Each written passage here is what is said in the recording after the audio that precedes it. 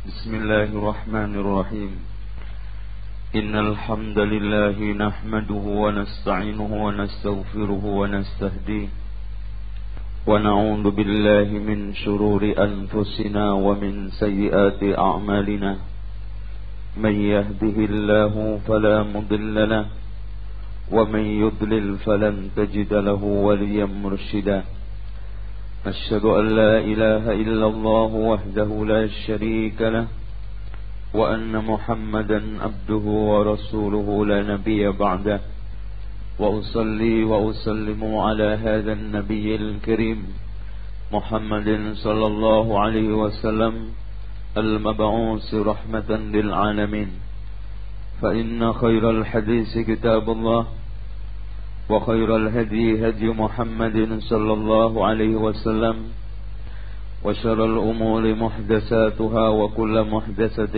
بدعة وكل بدعة ضلالة وكل ضلالة في النار. Ikhwas sekalian, kajian alam gaib dan dunia misteri dalam pandangan ahli sunnah, karena di sana ada alam gaib dan dunia misteri dalam pandangan televisi lain, dalam pandangan dunia perdukunan juga lain, dalam pandangan orang-orang pesantren juga lain, dalam pandangan aliran-aliran sesat dari kaum rasionalisme dan juga neo-mu'tazilah lain. Intinya masing-masing memiliki pandangan sesuai dengan akidah yang mereka yakini. Maka kesempatan kali ini saya akan membahas tentang masalah dunia gaib atau alam misteri ini menurut kacamata ahli sunnah wal jamaah, ulama as-salafus salih, dan pandangan Rasulullah, sahabat serta tabi'in. Mereka itulah yang dimaksud oleh Rasulullah sallallahu alaihi wasallam, khairun nasi qarni summal ladzina yalunahum summal ladzina yalunahum. Kalau mereka orang yang paling terbaik, bukan hanya baik karena dia dekat dengan Rasulullah, tetapi mereka adalah baik di dalam ad-din, agamanya, baik di dalam pemahamannya, dan baik di dalam pengamalan Islamnya.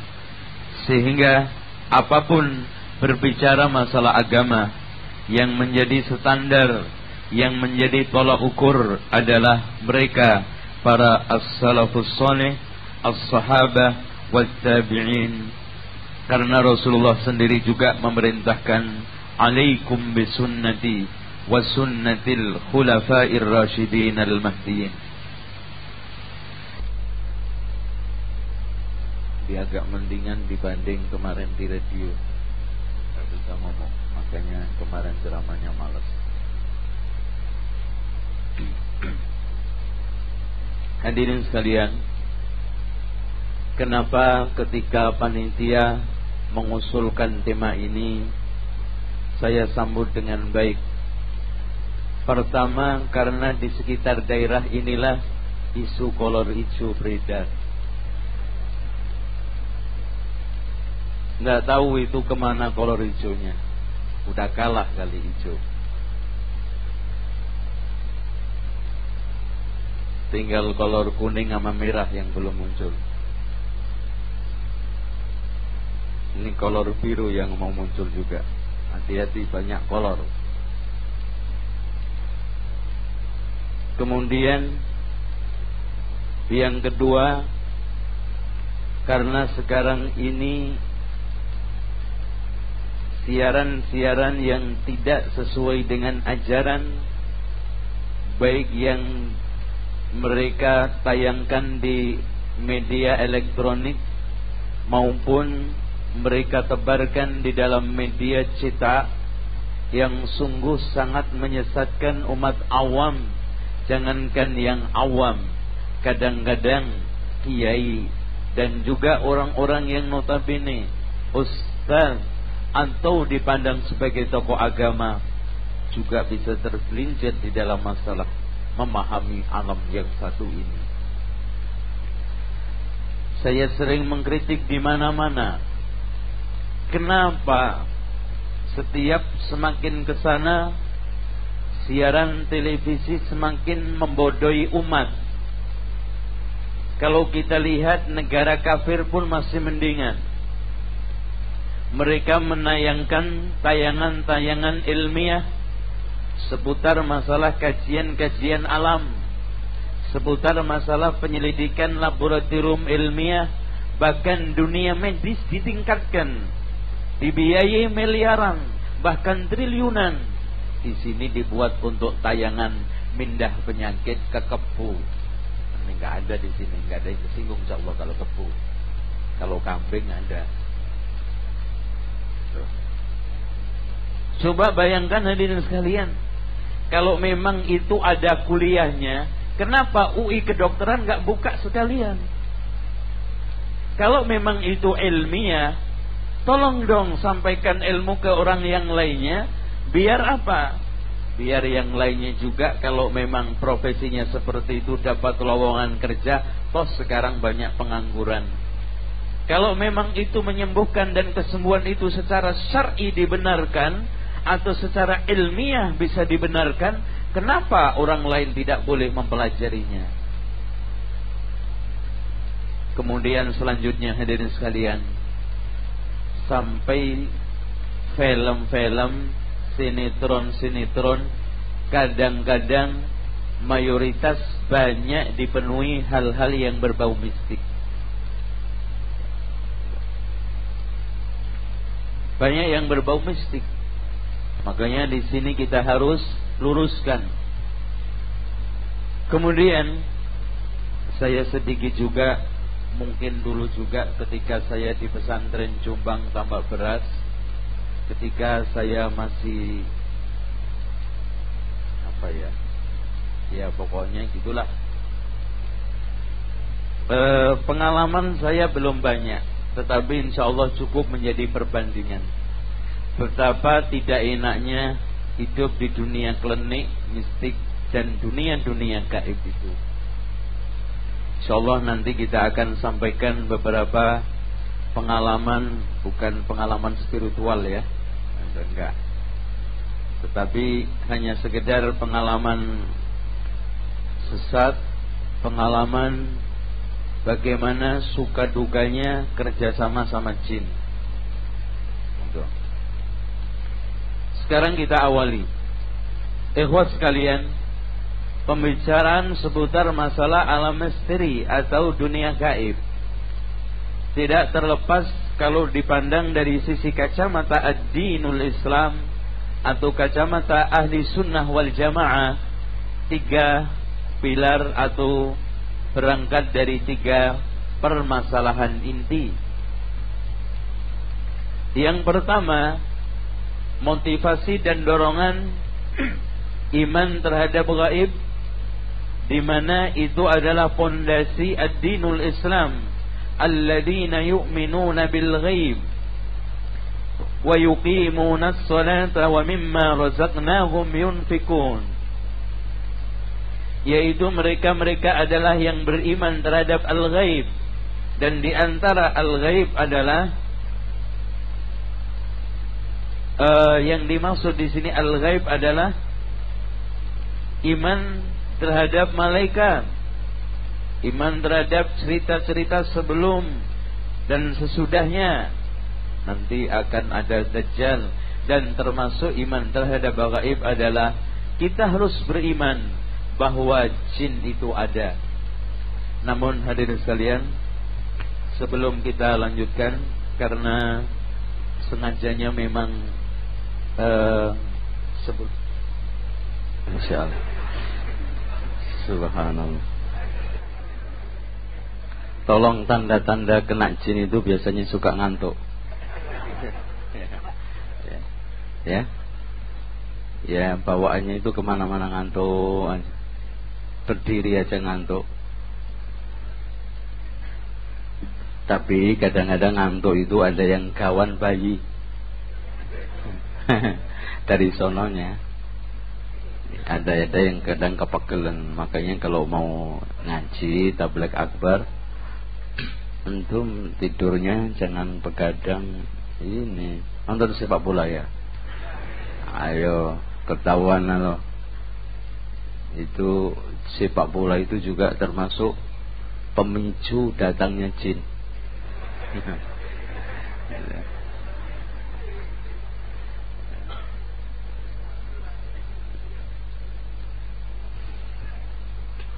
Kita lanjutkan setelah alladzina yu'minuna bil ghaib. Bilal Arto inti permasalahan yang kedua, kenapa kita membahas masalah alam gaib dan dunia misteri ini? Al-imanu bil qada wal qadar khairihi wa syarrihi. Sebelum kita menjeburkan di dalam pembahasan masalah ini, kita harus camkan bahwa apapun yang terjadi di alam ini, sampai yang terjadi pada diri kita atau jin menimpa kita, itu tidak lepas bi qada'illahi wa qadarihi. Makanya Allah mengomentari tentang seputar masalah sihir, wa ma hum bidarrina bihim illa biiznillah.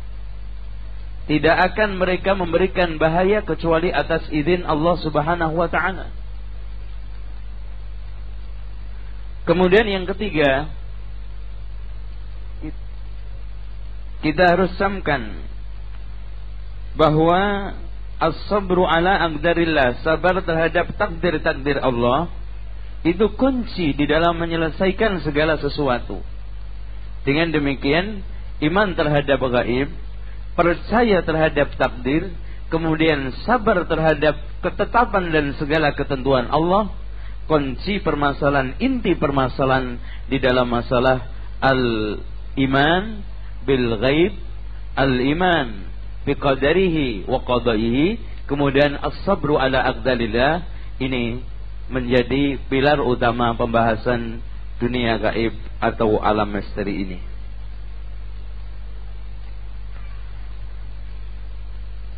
Jadi sudah nggak runut ini. Tadi dipisah tadi. Oke, sekarang langsung kita. Antum sudah sering mendengar membahas masalah alam jin ya? Sudah sering? Belum? Kalau sudah sering nggak usah dibahas. Kalau belum kita bahas. Hadirin sekalian, pernah ada satu kejadian jin sedang diruqyah yang nyurup pada diri seseorang. Kemudian di antara isi dialog itu dia kecewa banget sama manusia. Kenapa saya digambarkan di dalam film, di dalam gambar-gambar itu selalu makhluk yang mengerikan? Katanya dia. Padahal saya itu biasa. Dan memang betul jin itu makhluk biasa. Cuman beda alamnya gitu aja. Tapi digambarin kadang-kadang kepalanya aneh-aneh, terus keluar apa? Keluar ini apa? Taringnya, lidahnya besar. Ini semuanya nggak ada. Jin sendiri tidak terima. Makanya kebanyakan umat kita ini takut sama jin itu bukan karena tahu alam jin itu sendiri, karena sering melihat film horor. Betul. Jadi sampai ada orang yang takut mau masuk rumahnya sendiri. Nah, nanti kita akan bahas ternyata di mana-mana itu ada jin. Kenapa kita harus takut sama jin? Enggak perlu. Ya. Sekarang kita akan bahas jin adalah alam, bukan manusia, bukan malaikat, akan tetapi alam tersendiri. Ini tentang masalah jin. Dikomentari oleh Allah di dalam surat Al-A'raf ayat 27. Ya bani Adam, wahai anak Adam, La yaftinannakumus syaitanu, janganlah kalian terfitnah atau janganlah kalian difitnah oleh syaitan. Kama akhraja abawaikum minal jannah, seperti syaitan telah berhasil mengeluarkan kedua orang tuamu, maksudnya Adam sama Hawa, minal jannati, dari surga.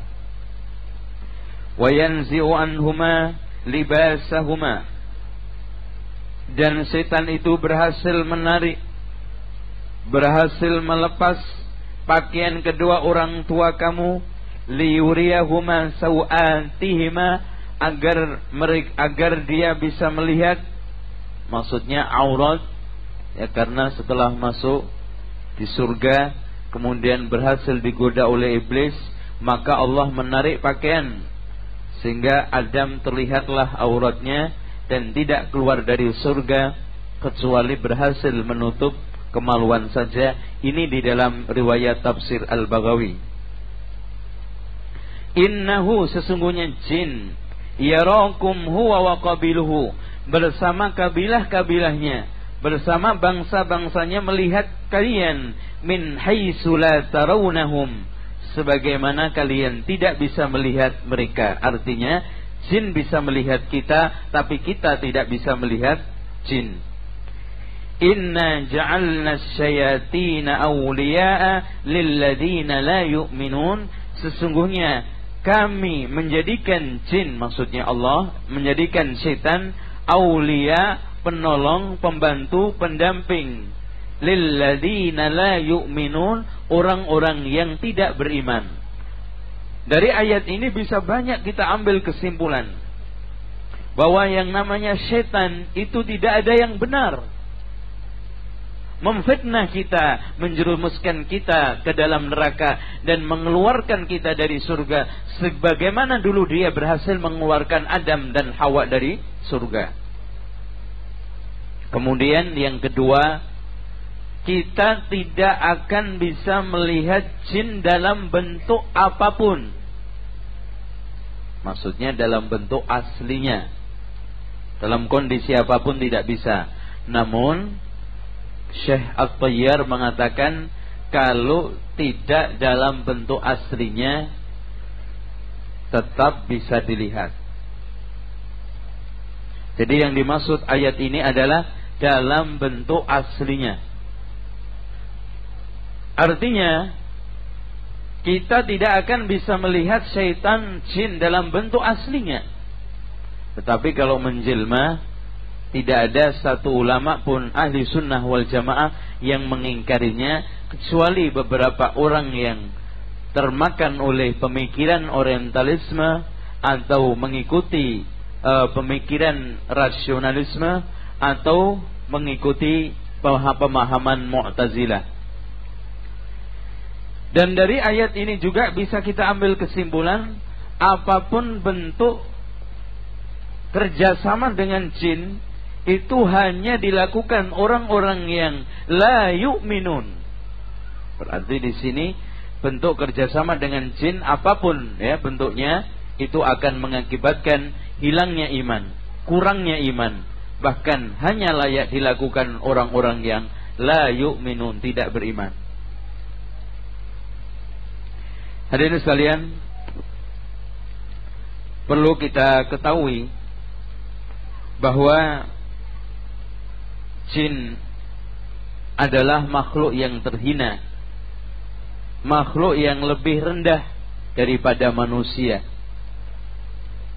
Sebagaimana yang dikatakan oleh Syekh Abu Bakar Al-Jazairi, innal jinna hatta salihin, sesungguhnya jin walaupun tingkatannya paling soleh, minhum di antara mereka, la aqalla wa adna karamatan wa syarafan minal insi, lebih rendah, lebih terhina ketimbang manusia. Apalagi Allah telah menetapkan walaqad karramna bani adama wa hamalnahum fil barri wal bahri wa razaqnahum minat thayyibat wa faddalnakum ala katsirin mimman khalaqna tafdila. Jadi ayat ini ikhwah sekalian, tidak ada kesempatan lagi kita harus hormat, kita harus mengagungkan, apalagi memuja kepada jin. Makanya seluruh permintaan bantuan tidak mungkin kecuali pasti mengandung unsur dosa. Antum bisa lihat di dalam surat Al-Jin ayat 6. Wa annahu kana rijalun minal insi ya'udzuuna birijalin minal jinni fazaduhum rahaqa. Sesungguhnya ada sekelompok laki-laki dari kalangan manusia meminta bantuan kepada laki-laki kalangan jin, tidaklah menambah bantuan itu kecuali rahaqa. Disebutkan riwayat Ibnu Katsir, beliau menukil dari Abdullah Ibnu Abbas, yang dimaksud rahaqa adalah melampaui batas dan dosa besar.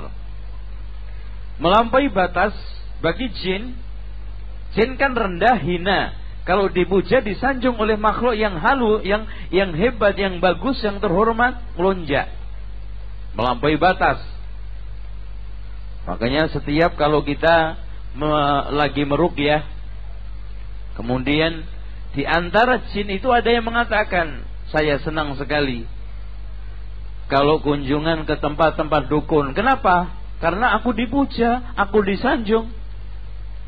Lebih senang lagi aku kalau ke Bali. Itu di sana makanan-makanan pada saya kencingi dimakan orang. Dia akan melonjak, dia akan berlebihan, overacting. Dengan demikian tidak layak untuk dihormati. Nah, dosa bagi manusia. Kenapa, Pak? Karena tidaklah jin itu memberikan bantuan kepada manusia yang gratis. Nggak ada. Dan bayarannya bukan rupiah dan dolar, tapi dosa besar, syirik, kufur. Makanya kalau bisa menyembelih kepala manusia, kenapa harus kebo? Kalau bisa menyembelih kepala kebo, kenapa harus kambing? Kalau bisa menyembelih kepala kambing, kenapa harus ayam? Makanya semakin gede persembahannya, semakin gede juga bantuannya. Nanti akan kita sebutkan trik-trik tukang sihir atau dukun di dalam meminta bantuan kepada setan atau jin itu. Caranya bagaimana?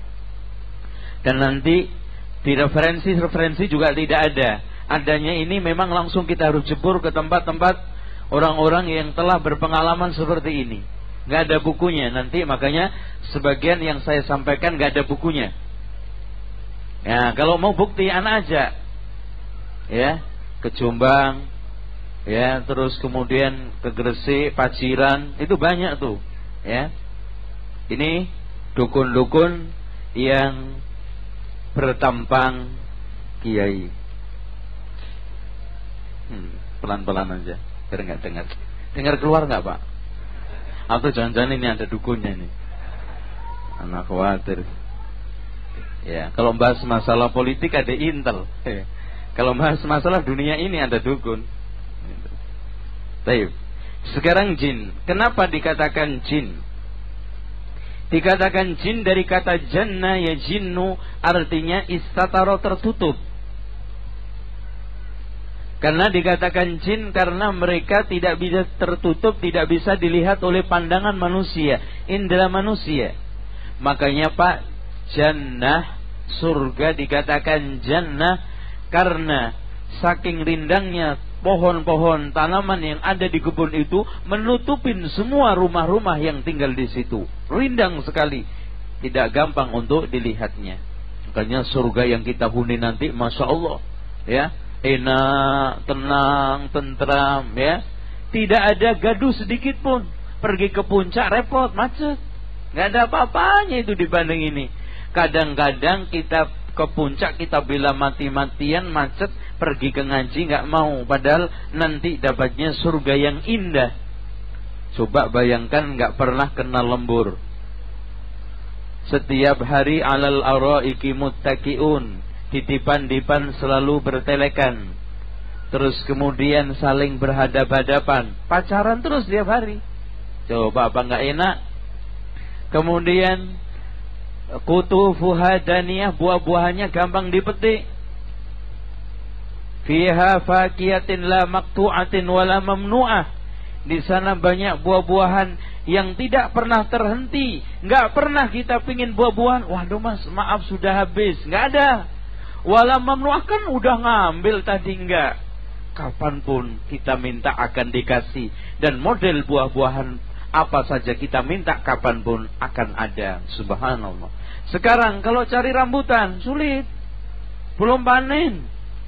Mangga sulit, apalagi lagi ngidam. Kesel cari barang yang lagi tidak ada kan gitu. Di sana Masya Allah. Makanya dikatakan jannah. Begitu juga hadirin sekalian, tameng orang yang perang dikatakan junnah. Asyamu junnatun, karena tempat untuk bersembunyi pasukan supaya tidak diserang tombak-tombak pedang-pedang musuh. Makanya dikatakan junnah. Sehingga hadirin sekalian, orang yang gila bahasa Arabnya majn. Ayo terusin. Majnun loh. Majnun, kenapa? Karena akal sehatnya tertutupi, nggak sadar lagi, alias gila. Inilah jin dari kata jannah, sehingga malam yang gelap gulita menutup semua warna-warni, gelap pekat, namanya jannal lailu, artinya malam sedang gelap gulita. Kemudian kita akan bahas asal usul jin. Sekalian juga perlu diketahui Pak, bahwa jin itu diciptakan oleh Allah sebelum manusia atau sesudah. Sebelum, berdasarkan firman Allah di dalam surat Al-Hijr ayat 26. Walaqad khalaqnal insana min salsalin min hama'im masnun. Telah kami ciptakan manusia dari salsal, dari tanah tembikar yang sudah dipanggang dikeraskan. Wal janna khalaqnahu min qabli min naris samum, dan jin kami ciptakan sebelum itu, maksudnya sebelum manusia, dari naris samum, dari api yang menyala-nyala, yang saking nyala pekatnya hampir bisa meracuni yang di sekitarnya. Kemudian di dalam hadis Rasulullah, kelompok jin, sekarang kita akan bahas kelompok jin. Jadi jin diciptakan dari api, sudah masyhur, dan di sana ada ayat-ayat yang lainnya, antum bisa lihat di dalam surat Ar-Rahman ayat 15, dan juga hadis Rasulullah sallallahu alaihi wasallam yang bunyinya khuliqatil malaikatu min nur, malaikat diciptakan dari nur, wa khuliqal jannu mim marijin min nar, dan jin diciptakan dari api yang menyala-nyala, wa khuliqa adam mimma wusifa lakum, dan manusia Adam diciptakan sebagaimana yang kalian kenal, yaitu dari tanah. Nah, setelah itu pembagian kelompok jin. Jin itu bertingkat-tingkat, tidak sama. Dikatakan di dalam hadis Rasulullah, yang juga hadis ini diriwayatkan oleh Imam At-Tabrani di dalam Sunan ini Al-Mu'jamul Kabir, Al-Hakim di dalam Mustadraknya, dan juga Imam Al-Baihaqi fil Asma'i was Sifat bi isnadin sahih, dengan sanad yang sahih. Al-jinnu thalathatu asnaf, jin itu ada 3 kelompok, ada 3 tingkat. Wasinfun yatiru fil hawa, satu kelompok yang bangsa terbang di luar angkasa. Makanya kalau tukang sihir dukun bisa terbang, jangan kaget dan jangan Anda katakan itu karomah. Kalau seandainya ada kiai yang katanya sholatnya Jum'ah di Makkah, kalau seandainya benar, jangan cepat memvonis dia punya karomah. Dia itu dibantu oleh jin diterbangkan. Ada suatu cerita pernah terjadi di Mesir. Ada seorang tokoh agama, kalau di sini kiai yang paling terkenal. Itu orang tahu kalau sholat Jumat itu ke Mekah. Terbang, betul. Ternyata hadirin sekalian, ilmu kewaliannya diwariskan kepada anaknya, dan anaknya ngerti, belajar ilmu agama, akidahnya bagus. Setelah ilmu itu diwariskan dan diterima, ternyata selama ini orang tuanya, bapaknya yang tokoh terkenal dianggap memiliki karomah, selalu kerjasama dengan jin. Setiap ingin terbang, si jin itu minta sodomi. Jadi orang tuanya disodomi. Pokoknya kalau mau terbang sodomi dulu. Masya Allah, subhanallah. Makanya hadirin sekalian, tidak ada bantuan jin itu yang gratis. Coba kalau disodomi, Masya Allah itu. Terbang ya. Bahkan di antara mereka ada yang disuruh setiap bantuan melempar ayam hitam ke sumur. Nanti kita akan jelaskan itu semua. Itu pernah juga ada yang dianggap wali di daerah Jawa Timur. Itu hadirin sekalian, ternyata dia itu selama ini mengklaim, saya itu sholat Jumat ke Mekah. Ternyata ada seseorang yang sama-sama punya ilmu sama. Dia lihat disangkutin di pohon bambu, di atas bambu. Dihayalkan sama setan, sama jinnya kayak sholat di Masjidil Haram. Tersesat. Masya Allah, kasihan itu. Nangkring di pohon ini, di pohon bambu. Ternyata hayalannya nyampe ke Mekah, dibikin hayal. Dan bahkan sulapan-sulapan itu kan hayalan dari jin. Nah, nanti datang kepada santrinya, alhamdulillah saya sudah selesai sholat Jumat. Imamnya tadi siapa Pak Yai? Nggak tahu tadi, cuman saya belakang. Kalau nanti ke depan banget, khawatir nggak bisa pulang katanya. Ada aja itu. Padahal nggak paham, nggak tahu. Wong sekarang sholatnya aja nggak persis waktunya. Wong sekarang berangkatnya aja jam 11:30. Di sana jam berapa Mas? Masih jam 9:30. Pulang jam 1, belum masuk Jumat di sana. Enak aja loh Pak Yai. Sholat Jumat di mana? Ono belum masuk waktunya. Itu. Tapi santrinya juga sama-sama bodohnya, jadi bodoh bareng-bareng. Itu, percaya aja. Saya dulu juga termasuk percaya, Masya Allah. Iya ya. Baru tahu setelah di sini, tak dihitung waktu perbedaan antara Saudi dengan mana Indonesia itu 4 jam. Iya ya. Kiai saya yang dulu sholat Jumat ke Mekah itu gimana dulu? Nggak nyambung. Itu bodoh, sampai jam aja nggak tahu, itu saking bodohnya, Masya Allah. Nah ini bagus ini ya. Terima kasih. Iya, cocoknya, Masya Allah.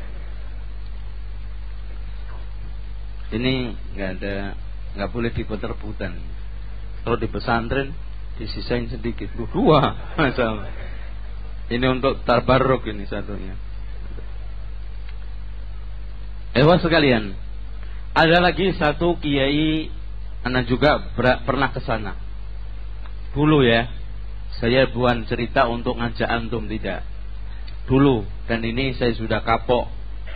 Jadi ini saya kasih catatan kaki besar, ya, catatan kaki besar, sebesar kebu, udah. Atau sekalian gajah. Pokoknya nggak mungkin ke sana. Ada namanya, itu Pak, saya datang ke sana, itu jarang orang yang dengan mudah ditemui. Ya, jarang orang dengan mudah ditemui.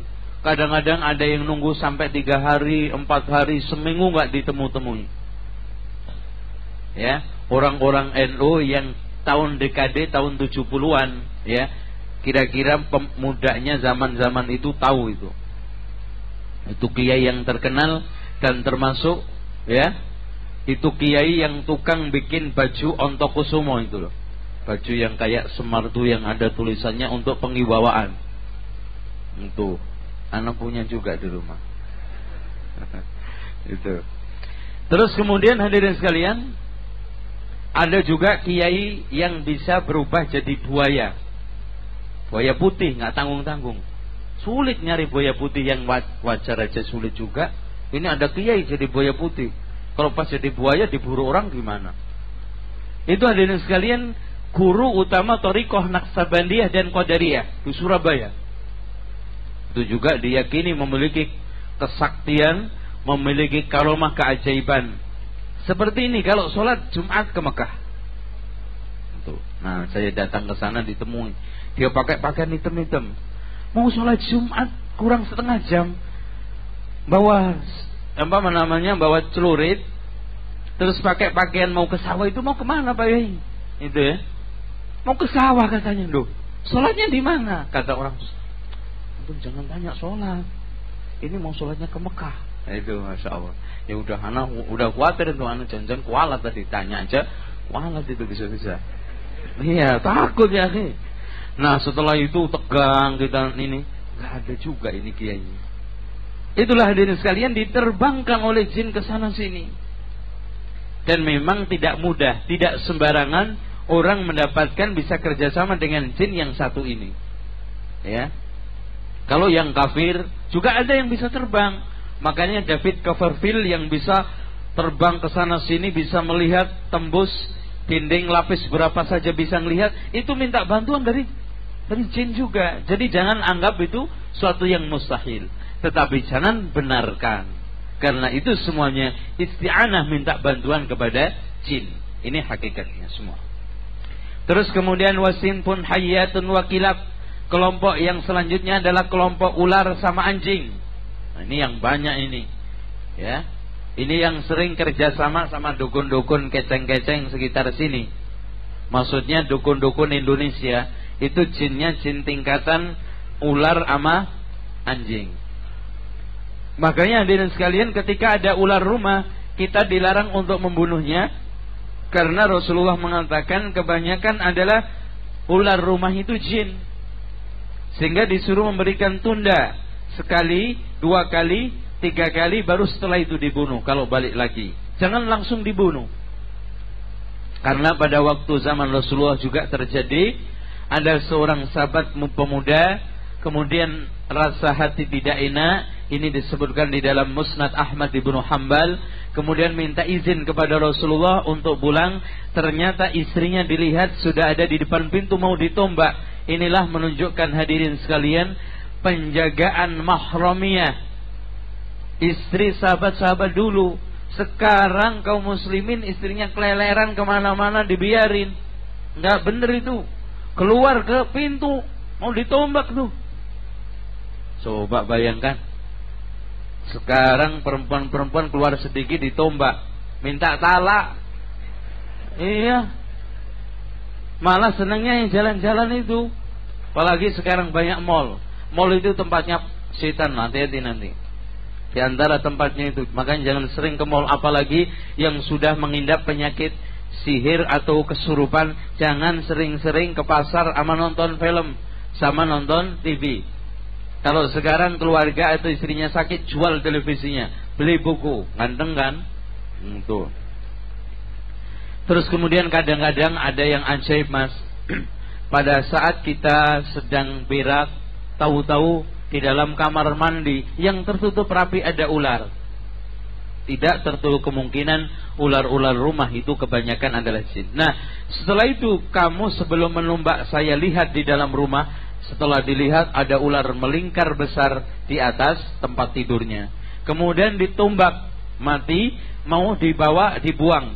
Pada saat dibuang begini kesamber, ternyata masih hidup. Terbunuhlah si pemuda itu. Rasulullah mengatakan tidak tahu yang mati duluan yang mana. Dia adalah jin. Dengan demikian disuruh nunda 3 kali. Ya, kalau sekali kita bunuh kadang kita diganggu. Ya. Karena mati dia, mati. Makanya dari hadis ini, dari riwayat yang ada di dalam Musnad Ahmad menunjukkan bahwa jin itu bisa mati, lain dengan iblis. Tuh. Yang selanjutnya adalah wasinfun yuhilluna wa yad'anun, kelompok yang berkaki 4 dan berkaki 2 kayak kita. Jadi ada sebagian jin yang berkaki 2 sama berkaki 4 seperti ternak, ya, kambing, sapi, kebo dan yang lainnya seperti itu. Dan Syekhul Islam Ibnu Taimiyah mengatakan, wal jinnu yatasawwaruna fi suwaril ins, setan bisa membentuk menjelma di dalam bentuk manusia, wal bahaim, hewan ternak, di dalam bentuk-bentuk ular, aqarib, kalajengking dan yang lainnya, bahkan bisa membentuk dalam bentuk unta, sapi, kambing, kuda, keledai, ya, bighal, dan ada yang membentuk-bentuk burung, dan ada yang seperti kita persis. Sekarang kita percepat, apakah jin itu juga kena beban syariat? berdasarkan firman Allah, "Wa ma khalaqtul jinna wal insa illa liya'budun." Maka jin terkena beban syariat. Dan juga antum bisa melihat di dalam surat Al-Ahqaf ayat 29, nanti antum buka-buka di rumah, surat Al-Jin ayat 11, "Wa anna minnas salihun." Di antara kami jin ada yang soleh, wa minna duna dzalika, dan sebagian kita ada yang tidak soleh. Kunna tara'iqa qidada, masing-masing prinsip hidup kita itu beda-beda. Seperti kita, ada yang fasik, ada yang kafir, ada yang musyrik, ada yang peminum, ada yang jahat, ada yang soleh, ada yang ahli ibadah. Sama seperti kita. Tapi itu tadi Mas, sebaik-baik jin itu dibanding manusia tidak apa-apanya, tidak ada apa-apanya. Kemudian sekarang yang menjadi pertanyaan, dan ini menjadi polemik sejak dulu, apakah jin dan manusia bisa menikah? Dijawab oleh Syekhul Islam Ibnu Taimiyah, wa qad yatanakahul insu wal jin. Boleh jadi antara jin dan manusia bisa menikah. Wa yulidu bainahuma wa yuladu bainahuma waladun, dan bisa dikaruniai anak. Bahkan pernah ada orang yang hamil, gadis hamil, besar perutnya. Ternyata setelah diruqyah itu keluar cairan. Wa hadza katsirun ma'rufun, ini banyak. Terutama hadirin sekalian, orang-orang yang melihara jin itu anaknya jarang yang beres. Kadang lahir bulunya banyak. Kenapa? Karena kadang-kadang datang kepada istrinya menjelma seperti suaminya. Banyak kasihan itu istri orang yang melihara jin. Ya, duhur-duhur datang, ternyata jin, bukan istri. Ini bukan suaminya. Mengganggu. Kadang-kadang tidak jadi, kadang-kadang keguguran, kadang-kadang cacat. Bahkan dulu saya punya kiai di Tamak Beras Jombang sana itu, yang dikenal bapaknya, orang tuanya itu sampai jin itu ngaji ke dia, anaknya nggak ada yang beres, cacat semua. Ada aja gangguannya, yang matanya begini, ada yang ya pincang, macam-macam. Dan memang tidak layak. Jin itu Pak tunduk sama kita kalau kita lagi di atasnya, kalau kita lagi kuat. Kalau dia kuat gantian. Emangnya gue aja yang jadi pembantu gantian loh, kan gitu. Hanya pernah cerita juga di Krian sana, ini cerita sahih. Ada orang yang masya Allah setiap saat kalau siang itu mendapatkan kiriman-kiriman makanan enak, termasuk es campur duhur-duhur di sawah. Tetangga sawahnya pada ngiri. Suatu ketika dia muntah darah di sawah, digebuk sama jinnya. Karena dia sudah di atasnya. Makanya jin itu mau tunduk kalau memang yang sekarang ini memelihara dan memperalat dia masih kuat. Kalau sama-sama kuatnya ngelawan. Ya, seperti kita, ya. Kalau kita sekarang jadi bawahan, kalau ada kesempatan untuk di atas, kemana? Lonjak. Dengan demikian Syekhul Islam Ibnu Taimiyah lebih menguatkan Pak, jin dan manusia itu bisa menikah. Ada terjadi pernikahan dan punya anak. Namun tentang masalah boleh atau tidak kita sengaja akad nikah dengan jin, itu para ulama mengatakan tidak boleh, karena maslahatnya lebih sedikit daripada mandorotnya. Contoh hadirin sekalian, kalau waliman gimana kita menghadiri undangannya? Tahu-tahu kita dikasih suguhan makanan, ternyata itu tai kebo, itu kan gitu, dimakan. Dan juga hadirin sekalian, kalau nanti punya anak, iya kalau ikut kita bisa dilihat, kalau ikut dia, giliran kita perintah sholat, bandel, kita gebuk ngilang, repot kan? Aduh, mana ini dia? Kita dikerjain terus tiap hari, nggak ada maslahatnya. Makanya di sini tidak boleh. Sekarang kita lanjutkan tempat-tempat jin. Nah ini, jadi setelah kita mempelajari jin itu ada yang tinggalnya di tanah lapang, Pokoknya tanah kosong, padang pasir, lembah-lembah, lereng-lereng. Itu tempatnya. Makanya di zaman Arab dahulu jahiliyah sebelum datangnya Islam, mereka melakukan persembahan-persembahan atau sajen-sajen ke lembah-lembah, ke gunung-gunung. Bahkan orang-orang jahiliyah dulu kalau lewat gunung atau lewat sesuatu yang dianggapnya angker, pamit, permisi. Di sini juga ternyata sama. Ada orang Masya Allah lewat jembatan ngebel terus, titit gitu ya, ngebel. Loh, nggak ada mobil, nggak ada orang. Ini kan ada penunggunya Pak. Ya, kata orang Jawa, ada yang bau rekso. Yang bau rekso itu yang jaga, pamit. Biasanya Mbak, permisi Mbak, gitu ya, pamit. Ya, tahu-tahu mbahnya lagi tahu-tahu mbahnya lagi nggak tahu, ya. Kayaknya nggak benar, biarin. Makanya dari sekalian kadang-kadang ada orang habis sepak bola terganggu, main-main di tanah lapang terganggu. Makanya kalau memang ada tanah kosong yang biasa tidak biasa digunakan untuk permainan, maka jangan dibebaskan anak-anak kecil kita di sana. Dan kalau kena itu fatal. Bahkan di daerah Solo, Jawa Tengah, ketika saya dakwah di sana itu ada orang yang aslinya itu sepak bola, kecelakaan di lapangan, nggak begitu fatal, sampai sekarang lumpuh, tidak bisa berdiri, nggak bisa berdiri, cuman tidur aja. Ya, ini termasuk juga gangguan. Yang keduanya, tempat sampah-sampah dan tempat-tempat ada nyaman. Jadi setiap tempat-tempat yang ada makanan itu jin di situ.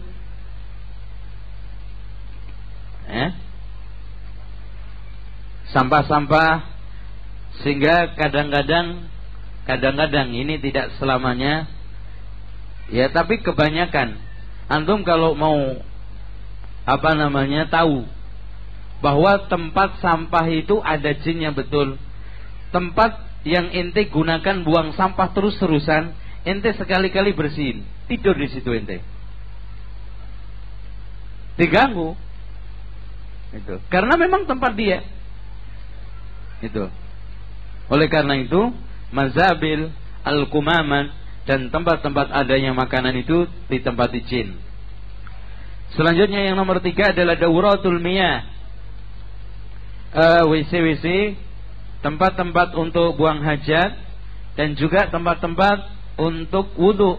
Ini ya, seperti ini ada. Kanan kiri ada nggak? Ada ya. Tuh. Kemudian yang keempat, alam jin yang keempat adalah asyukuk wal juhur, yaitu tanah-tanah yang retak, lubang-lubang, itu tempatnya jin. Kecuali lubang WC itu ya, itu jelas dibikin, jadi jangan takut kalau berak di situ. Emangnya untuk kita, kalau seandainya jin nyasar di situ, salahnya gitu. Wong ini sudah saya siapkan untuk itu kok. Tapi yang banyakan itu yang biasanya kalau musim kemarau tanah itu pecah-pecah atau lubang-lubang, makanya di antara jin ada yang ganggu karena dia dikencingin. Ya. Kencing di lubang itu. Begitu. Oh, kurang ajar gue dikencingin. Awas lo, gue cekik nanti. Ya, akhirnya dikerjain kalau enggak anaknya ininya. Setelah diruqyah, kenapa kamu ganggu? Masa saya lagi enak-enakan istirahat dikencingin? Coba kalau dia dikencingin, kan nggak tahu. Iya ya, nggak tahu itu. Tapi kan saya sudah dikencingin. Ya udah deh, keluar aja sekarang. Kalau enggak, saya bacakan ayat-ayat ini. Kemudian selanjutnya yang kelima adalah yaskununa ma'an nasi fi buyutihim, tinggal bersama manusia di rumah-rumah, yang disebut dengan jin awamir atau amirah. Jin amirah yaitu tinggal bersama manusia. Jadi dia itu kalau nggak ada manusia pergi. Itu nanti hadirin sekalian, selalu tempatnya di atap, kemudian nanti kalau lagi makan-makan turun gitu terus. Dan dia kalau orangnya pergi, ikut pergi. Dengan demikian hadirin sekalian, tidak perlu kita takut sama jin. Di sana ada jin yang tidak mau tinggal kecuali bersama kita. Bahkan di kanan, di kiri kita ini ada korin, di kanannya ada malaikat. Korin itu tidak lain adalah jin. Kenapa kita harus takut jin? Cuman jangan ditantang-tantang gitu aja ya. Awas lo, ayo. Kalau ini jangan. Ya. Karena jin itu seperti anak kecil yang suka usil itu, Pak. Beling, kalau ente tantang kerjain repot, mana biarin aja. Kita ta'awud supaya berlindung dari gangguan gitu aja. Kemudian selanjutnya disebutkan dalam hadis Rasulullah, maaf dalilnya tidak saya sampaikan semua ya, karena saya ingin percepat. Sebetulnya Pak, harusnya dipilah. Pembahasan ini ada 4 pilar sebetulnya. Pilar pertama, alam jin, setan iblis itu sendiri. Kemudian kesurupan sendiri, sihir sendiri, penyakit ain sendiri, dan dunia perdukunan sendiri. Dukun, macam-macam dukun, kerjanya dukun. Ini kita harus bahas. Cuman untuk waktu yang singkat ini, maka mungkin barangkali nanti kita akan sampaikan secara global saja. Selanjutnya, tempat kandang, tempat tidurnya unta. Makanya Rasulullah mengatakan sallu fi marabitil ghanam. Salatlah kalian di tempat ini, di tempat-tempat kandangnya kambing.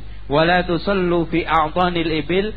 Jangan sekali-kali kalian salat di tempat kandang unta. Kenapa? Alasannya disitulah tempatnya syaitan. Kemudian yang ketujuh, al-amakin al-mahjurah, tempat-tempat yang ditinggalkan oleh tuannya. Artinya tempat-tempat yang sudah tidak dihuni, rumah-rumah kosong, pos-pos kamling yang tidak dihuni lagi, itu ditempati oleh jin. Kemudian yang kedelapan adalah al-maqabir, kuburan. Makanya di sana ada jin kuburan khusus yang sering dipermainkan oleh orang-orang yang main sinetron di kuburan itu. Itu ya. Bahkan dikatakan oleh Syekhul Islam Ibnu Taimiyah, kebajangan jin tinggal di tempat-tempat tanah lapang, di kuburan, dan di tempat-tempat najis, dan juga tempat-tempat buang sampah. Ini dikatakan oleh Syekhul Islam Ibnu Taimiyah. Nomor 9, di pasar. Dikatakan oleh Rasulullah SAW, hadis ini diriwayatkan oleh Imam ini Salman Al-Farisi, dikeluarkan oleh Imam Al-Haythami di dalam Majma'uz Zawaid, la takunanna in istata'ta awwala man tadkhulus suqa. Jika di antara kalian mampu, jangan orang yang pertama kali masuk pasar, wala akhiru man yakhruju minha. Orang yang paling akhir keluar dari pasar. Fa innaha ma'rakatus syaitan, karena disitulah tempat pertempuran syaitan. Wa fiha yansibu rayatahu, dan disitulah tempat orang bertempur dan menancapkan benderanya. Ikhwas sekalian, makanya kalau kita lihat di pasar-pasar itu sering terjadi hipnotis, sering terjadi gangguan-gangguan, karena disitulah pertempuran setan itu. Makanya nggak ada orang yang dihipnotis di masjid itu, jarang. Ya, pasar. Makanya orang itu dianjurkan Rasulullah, jangan sekali-kali kalau bisa orang yang pertama kali masuk pasar terakhir keluar dari pasar. Kadang ada orang hobi jalan-jalannya di pasar, jelek gitu. Jangan sampai pergi ke pasar kalau nggak butuh. Dan usahakan ketika masuk pasar membaca doa. Doanya gimana? Oh, pada nggak bisa lagi. Ibu-ibu, doa masuk pasar gimana, Mbak? La ilaha illallah wahdahu la syarikalah, lahul mulku wal hamdu wa huwa ala kulli syai'in qadir. Kebanyakan ibu-ibu nggak tahu.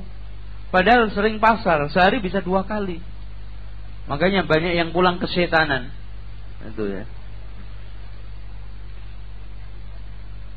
Istri ini suaminya yang kasihan. Terus sekarang waktu kerja setan. Kalau kita kerjanya pagi. Sekarang dengarkan hadis Rasulullah. La tursilu fawashikum, janganlah kalian melepas binatang ternak kalian. Wasibyanakum, dan juga anak-anak kalian. Idza ghabatis syamsu, ketika matahari terbenam. hatta tadhhaba fahmatul 'asha, sampai betul-betul malam itu berjalan beberapa saat.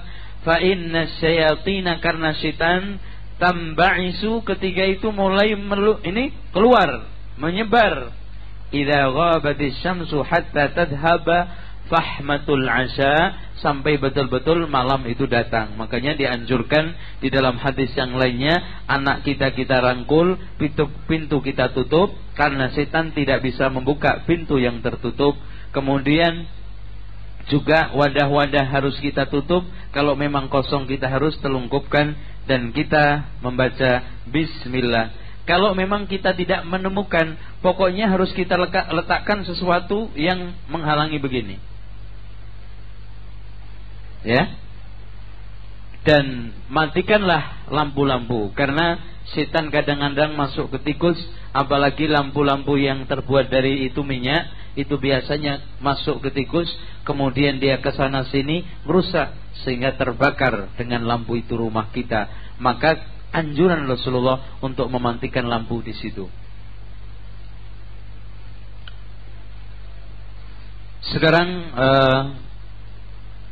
yang dari pengurus, coba lihat.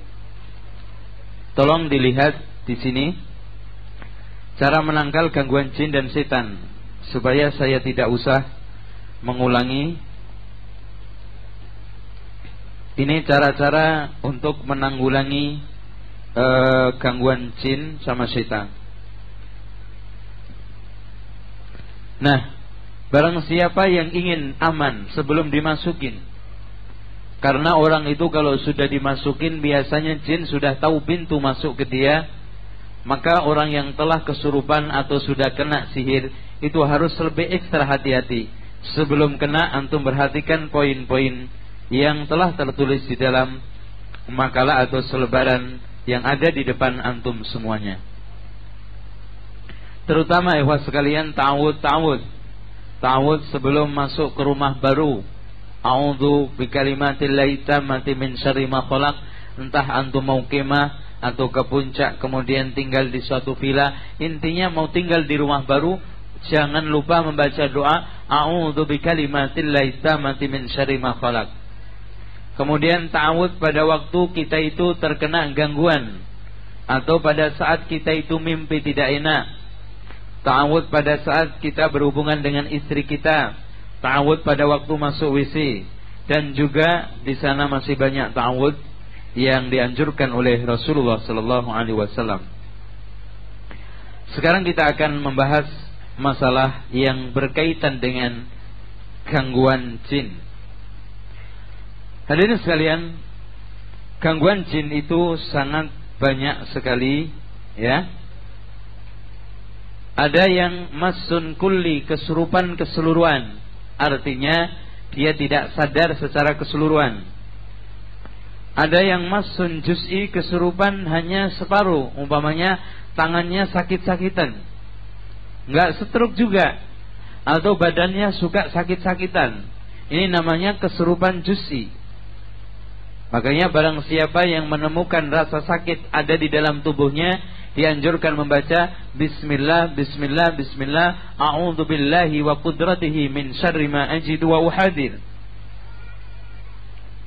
Kemudian ada masun daimun, ada yang kesurupan terus menerus. Jadi dia dibikin seperti orang gila, ngomong dengan dunia lain. Ini juga Masya Allah ngeri, ya. Kemarin juga ada yang datang ke rumah, ini sihir. Ternyata setelah dialog, dia itu sudah masuk 11 tahun yang lalu, dan baru ketahuan 1 tahun ini. Dan rata-rata Pak, jin yang dikirimkan oleh tukang sihir itu, dia tidak bisa keluar. Makanya ketika kita minta keluar, gimana caranya? Mau nggak dibantu? Mau, karena memang dia itu kalau kembali dibunuh, atau memang dia tidak tahu caranya keluar, dikirim. Karena si tukang sihir ini sudah ada kerjasama rapi dengan tokoh kabilah jin itu, huwa wa qabiluhu. Karena jin itu seperti manusia yang berkabilah-kabilah. Ini bangsa ini, bangsa ini. Sehingga Dukun itu rata-rata kalau mau menyembuhkan orang biasanya ditanya namanya siapa, terus kemudian ibunya siapa, bapaknya siapa. Ini tujuannya untuk mencari, mengecek daftar dia itu masuk ke kabilah mana ini gangguan. Itu dikasih, ini dicari nanti di dalam komputer, tek-tek begitu, ternyata jin juga canggih itu. Oh ternyata si fulan ini masuk ke daftar gangguan kabilah ini. Berarti kalau mau minta bantuan supaya keluar, jangan datang ke saya, sono. Saya nggak kenal ini orang namanya ini. Dilihat KTP-nya juga nggak ada, ya. Makanya dicek kabilah sana. Ternyata ada. Maka kalau dia ingin keluar harus memberikan persembahan kepada si ketua kabilah itu. Suruh keluar, ya. Kalau enggak, ya nggak bisa. Ada juga masun taifun, artinya orang itu dibikin kaget-kaget atau dibikin kadang-kadang kadang-kadang kumat, kadang-kadang tidak. Selanjutnya hadirin sekalian, kita akan membahas tanda-tanda orang kesurupan. Secara umum, tanda-tanda kesurupan, orang itu kalau dengar azan atau dengar bacaan Al-Quran, gemetar, kepala pusing. Itu kalau dengar azan. Tapi azannya bukan azan yang itu malah seneng jinnya. Azan yang benar-benar, ya. Ada kadang-kadang azannya masya Allah meliuk-liuk sampai nggak bisa didengar. Itu malah tidur jinnya. Allahu Akbar, Allahu Akbar, azan yang sunnah. Itu dia gemetar. Jangankan dia yang paling tinggi, ifrit aja kalau dengar azan itu lari sampai keluar kentutnya, rut begitu. Saking takutnya sambil nangis. Nanti tapi kalau selesai azan balik lagi. Itu. Makanya di sini mendingan setan jin. Kalau dengar azan masih takut. Setan manusia ini yang kebangetan. Dengar azan malah ngambil gitar. Repot. Nah, dibacakan. Kalau dibacakan Al-Quran, terutama ayat-ayat yang terkait dengan jin sihir itu, biasanya diawali dengan kepalanya pusing, terus gak mau mendengarkan. Kayaknya ada gangguan pendengarannya itu. Ada yang mengatakan jangan dengar, ya. Tuh. Kayaknya orang-orang yang benci dengerin Quran itu ada jinnya semua tuh. Itu. Nah, jin itu bentuknya di dalam hati dia menciptakan was-was, atau memang jin sengaja mengganggu, menyakiti. Kemudian kita deteksi yang selanjutnya pada saat dia bangun.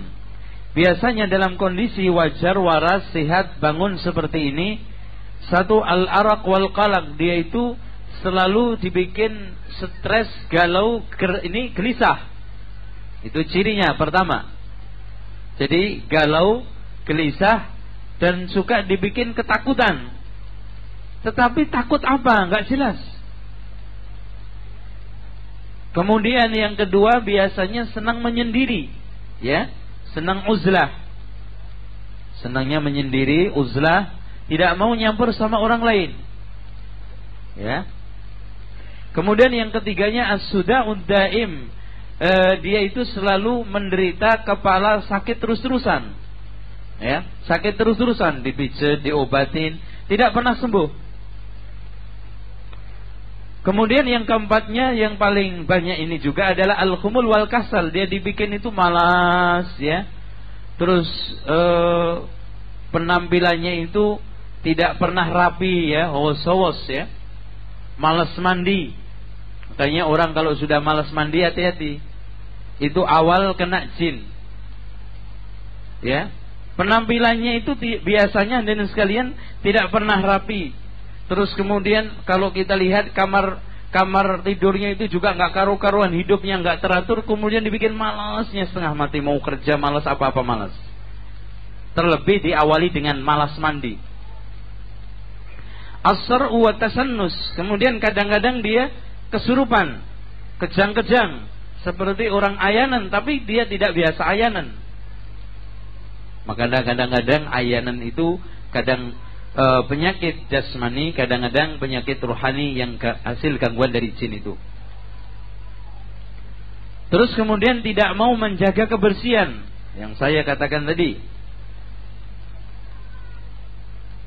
Bahkan hadirin sekalian, kadang-kadang tanda-tanda ini tidak ada sama sekali. Maka kita cek ketika kita ingin menyembuhkan orang yang kena kesurupan, kita cek tidurnya. Nah, tanda-tanda tidur selalu melihat makhluk-makhluk aneh. Lihat orang tanpa kepala. Atau kadang-kadang makhluk ya, melihat orang-orang yang aneh, mukanya jelek, atau melihat orang-orang yang sudah meninggal dunia. Kemudian yang kedua, ru'yah mimpinya itu sering membuat ketakutan terhadap mimpi. Mau tidur takut terhadap mimpi. Kemudian sering ketawa berlebihan. Kalau lagi diem sekali. Tapi kalau ketawa ngakak nggak ada habis-habisnya. Ini juga termasuk tanda-tanda orang kesurupan. Terutama hadirin sekalian, kadang-kadang tertawa pada waktu tidur. Ada. Kalau ada orang yang tertawa pada waktu tidur, senyum pada waktu tidur, dibangunin.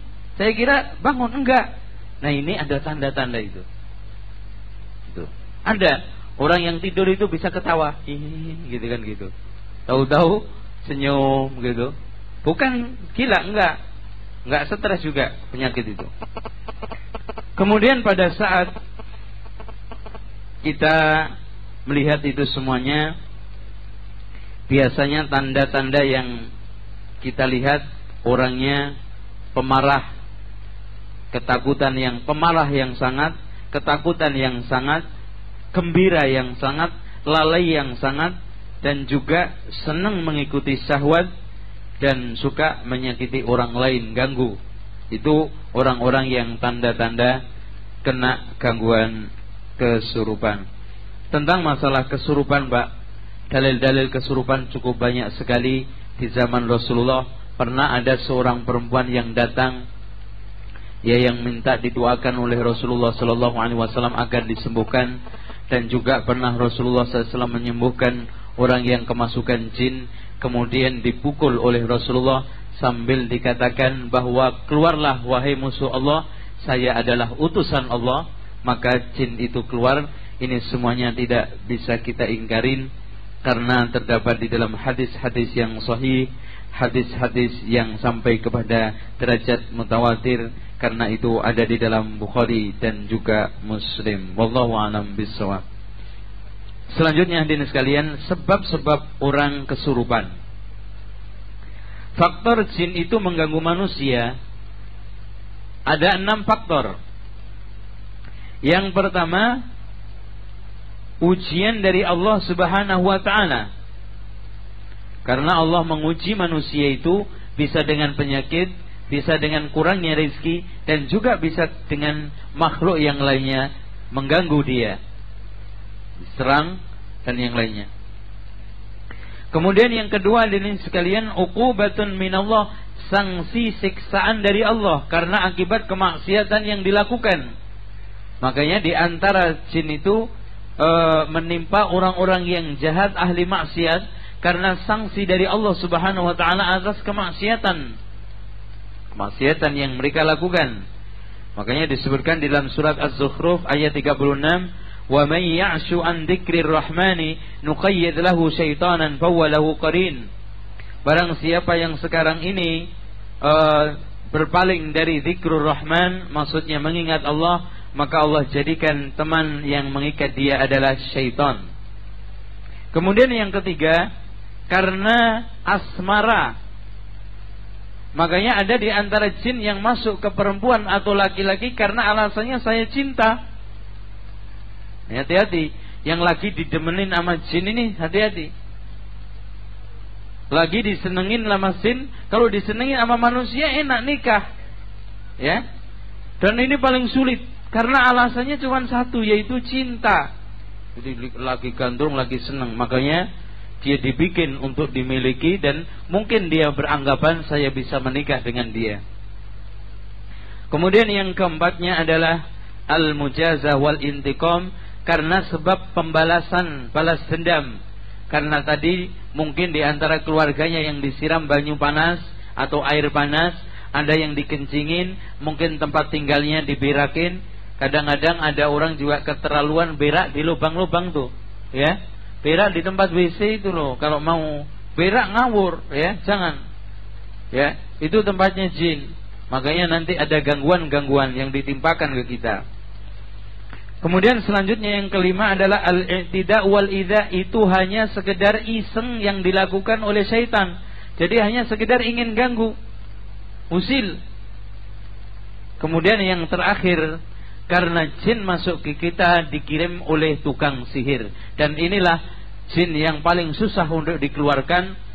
Saya sering menamakan jin instalan, diinstal oleh tukang sihir, sehingga program itu nggak gampang dirusak. Itu kayak kirim virus gitu loh, Pak. Makanya harus di-scan lagi, ya, harus disembuhkan ekstra. Ini apa namanya, sabar, berulang-ulang. Kadang-kadang disembuhin keluar, ngundang lagi yang lebih kuat, masuk lagi, ngundang lagi lebih kuat, masuk lagi. Kenapa? Jin yang diperbantukan banyak. Karena si tukang sihir itu minta bantuan langsung kepada ketua kabilahnya.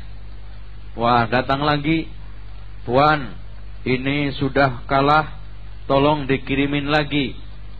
Kirim lagi, masuk lagi, dan seterusnya. Makanya kadang-kadang keluar 2 masuk 10, kan gitu. Banyak masuknya ketimbang keluarnya. Inilah hadirin sekalian hal-hal yang menyebabkan jin itu mengganggu kita. Sekarang kita tiba saatnya kepada obat-obat atau apa saja obat yang diperbolehkan untuk menyembuhkan orang yang telah kena kesurupan ini. Sekarang hadirin sekalian, kita pertama, tidak ada obat yang paling bagus kecuali Al-Quran. Ya, Al-Quran. Al-Quran.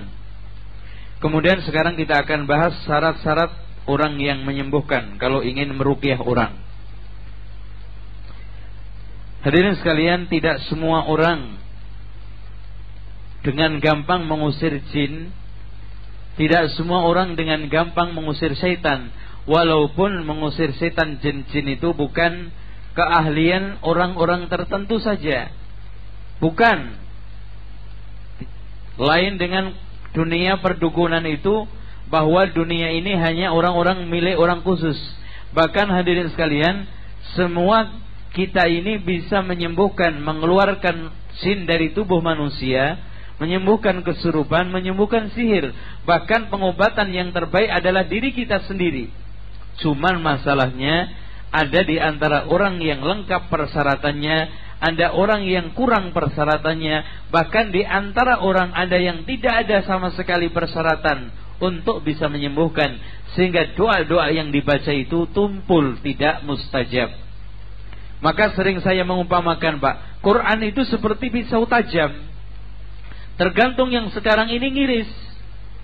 Kalau sekarang tangan yang digunakan untuk ngiris ini setruk, maka setajam apapun pisau tidak akan bisa dibuat untuk mengiris benda apapun.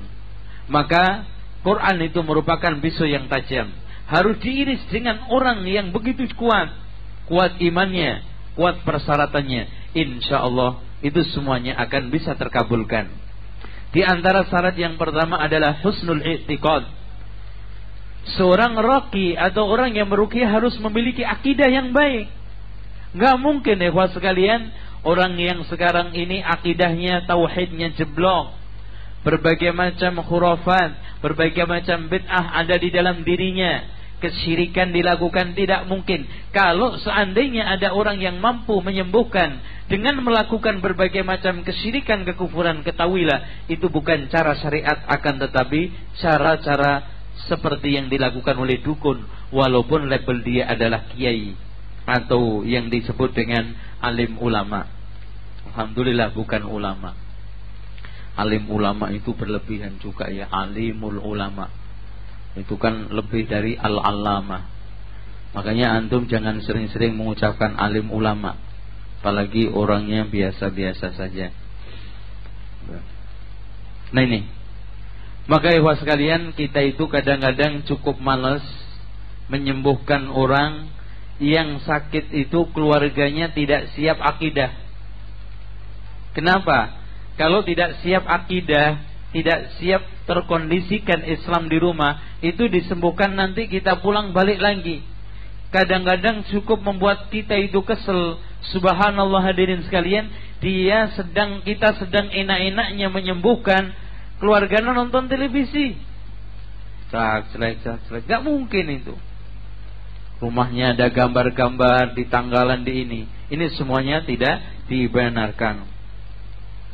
Kemudian hendaknya seorang raqi yang meruqyah ikhlas karena Allah Subhanahu wa taala. Kemudian yang ketiga, ayyakuna ar-raqi muti'an lillah, hendaknya seorang yang meruqyah itu ahli ibadah, taat beragama dan menjauhi berbagai macam kemaksiatan. Kalau sekarang orang yang tukang ruqyah ahli maksiat, jauh dari itu semuanya, yakni tidak bisa menyembuhkan. Kemudian kalau seandainya sekarang tolong dihati-hati yang sakit perempuan, jangan sampai terjadi khalwah alias berdua-duaan dengan yang kita sembuhkan, harus disertai dengan mahram dan aurat seluruh tubuhnya harus tertutup rapi. Usahakan, apalagi orang yang sedang kesurupan itu biasanya gerak-gerak, jangan sampai terbuka auratnya. Maka Syekh At-Tayyar menyarankan barang siapa yang belum nikah jangan sekali-kali meruqyah. Kenapa? Kalau belum nikah itu sulit mengendalikan dirinya dan masih rentan berbagai macam gangguan. Itu ya. Kemudian yang selanjutnya nomor 5, hendaknya seorang yang meruqyah terus menjaga bersuci baik dari hadas besar maupun kecil. Jangan sampai meruqyah dalam keadaan kentut atau berhadas, karena itu lebih dikabulkan oleh Allah Subhanahu wa taala. Sebelum dia meruqyah, hendaknya seorang raqi mendiagnosa dulu, mendeteksi dulu sebab asal usul sakit orang ini. Jangan-jangan dia bukan kesurupan tapi stres. Ya, harus ditanya dulu, dicek dulu gejala-gejala pada saat tidur bagaimana, gejala-gejala pada saat bangun bagaimana, terus kemudian dia itu suka pemarah enggak, kalau ketawa ngakak enggak, dan yang lainnya. Ini semuanya kalau memang ada kita mulai ruqyah. Karena pernah pengalaman kecolongan, kita sedang meruqyah orang tetapi kita tidak tanya penyakitnya dari mana asal usulnya, langsung kita ruqyah. Ternyata stres 2 hari tidak minum pil stresnya itu. Sekarang kumat. Ya ini Pak, biarpun diruqyah sampai khatam Quran enggak sembuh-sembuh. Malah niruin ketika itu. Niruin, saya baca ayat kursi dia baca juga. Ini ya, jadi ada yang ketawa, Ustaz, dia bisa baca Quran juga Ustaz, jinnya aneh ini Ustaz. Itu terus saja dibaca, kok semakin cengar-cengir. Akhirnya kita berhenti kepegelan ya, sampai keringat ini ya. Terus akhirnya tanya, ini gimana sih Pak sebetulnya? Ini kan ceritanya gini Pak Ustaz, ini 2 hari sudah nggak minum pil stres. Waduh, udah pulang deh, ayo pulang. Udah, ya, ini nggak bisa diruqyah. Hendaknya seorang ruqyah harus amin, amanah. Amanah artinya kalau melihat sesuatu gejala-gejala yang aib, tidak gampang menceritakan kepada orang lain. Dan juga hendaknya dia seorang yang betul-betul nasih, ikhlas. Ya, kalau ada apa-apa, dia tidak gampang untuk memvonis ini, memvonis itu, dan mencela ini, mencela itu. Artinya kita ruqyah. Nah, sekarang setelah itu bagi orang yang diruqyah.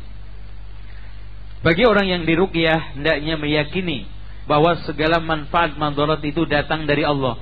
Jangan sampai meyakini bahwa itu datang dari orang yang meruqyah.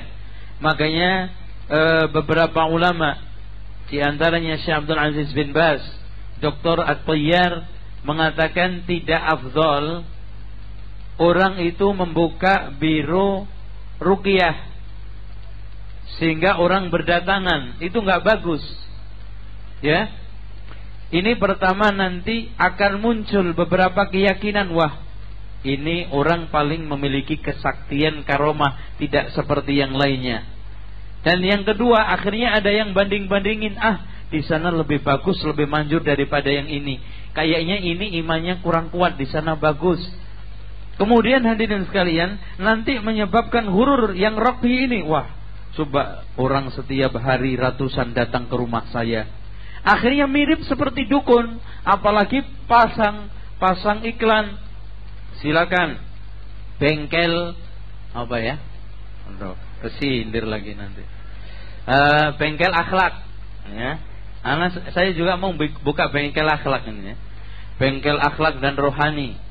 Ini akhirnya hadirin sekalian, nanti orang yang datang ke sana dia menyewakan, wah. Terus kemudian hadirin sekalian, al-istiksar, nanti berlebihan di dalam mengambil upah daripada orang-orang yang diruqyah. Inilah yang membuka peluang-peluang madarat. Sehingga saya sarankan semua harus jadi tukang ruqyah. Udahlah, nggak usah disarankan sana sini. Kalau ada orang yang sakit di sekitarnya, cepat digarap sendiri-sendiri. Kalau kita nggak berusaha untuk garap, wah saya belum memenuhi syarat Ustaz. Penuhi sekarang, ya penuhi. Kalau sekarang banyak maksiat, tinggalin. Nggak bisa baca Quran, apalin, baca tajwidnya, makhrajnya, gitu dan seterusnya. Sehingga tidak ngandelin nunggu Ustaz sampai kadang pasiennya udah melilik begini nggak disembuh-sembuhin. Jangan ruqyah sendiri-sendiri. Sehingga tidak ada kesan mirip dengan tandingan kan. Wah, kalau ada Ustaz si fulan yang bisa mindah ini ke sini, maka ini harus ada tandingannya. Sehingga tandingan. Dan ini kurang begitu bagus. Dan hendaknya orang yang diruqyah juga percaya yakin bahwa Allah lah yang memberikan kesembuhan semua itu. Ini kemudian yang ketiga, hendaklah orang yang diruqyah juga taat kepada Allah dan tidak melakukan apa-apa yang menyebabkan Allah Subhanahu wa taala murka. Demikian hal-hal yang terkait dengan sihir kesurupan. Sekarang kita akan pindah ke jin dan kesurupan. Kita akan cepat pindah ke masalah sihir. Ikhwas sekalian, perlu diketahui untuk membedakan antara kiai, dukun, paranormal, terus kemudian orang pintar dan mungkin juga penyembuhan dengan Al-Quran. Di sini Syekh Abdul Salam Al-Bari membedakan kurang lebih 13 pembeda. Dari 13 inilah kita bisa membedakan apapun bentuknya, ini dukun, ini ruqyah dari Quran. Pertama, kalau dukun, tukang sihir atau paranormal, biasanya ketika mengobati awalnya bertanya kepada pasiennya, nama dia dan nama ibunya. Nama kamu siapa? Terus kemudian ibu kamu siapa? Tuh sambil dipegang-pegang. Terus kemudian qomat kami. Kemudian yang kedua, biasanya meminta bekas-bekas, baik itu pakaiannya atau bekas kopiahnya, atau kadang-kadang kacu, sapu tangan, kaos dalam, celana dalam, atau BH. Itu diminta. Kemudian yang kedua, kadang-kadang minta kepada pasien untuk menyembelih hewan tertentu, baik ayam putih mulus atau ayam hitam mulus atau kambing, atau kalau sekarang digarap sendiri, ya. Kambing disembelih, alasannya itu cuman alasan aja Pak, penyakit dipindah ke kambing, itu cuman alasan. Itu sebetulnya begini, jinnya itu mau menyembuhkan dengan syarat minta disembelihin kambing. Cuman orang dibikin pantes ada pengobatan alternatif pemindahan penyakit ke kambing. Padahal transaksinya kemana, ke jin sana itu, saya mau bantu kamu asalkan kamu mau menyembelih kambing, saya mau bantu kamu asalkan kamu bisa menyembelih kebo, atau kalau memang bisa manusia.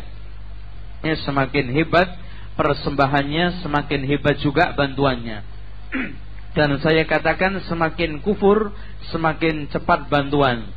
Makanya saya dulu diberitahu, karena kiainya nggak mau ngajarin, diberitahu sihir yang paling mantap adalah orang tersebut make dalam keadaan junub, Quran mushaf didudukin, dibaca mantranya.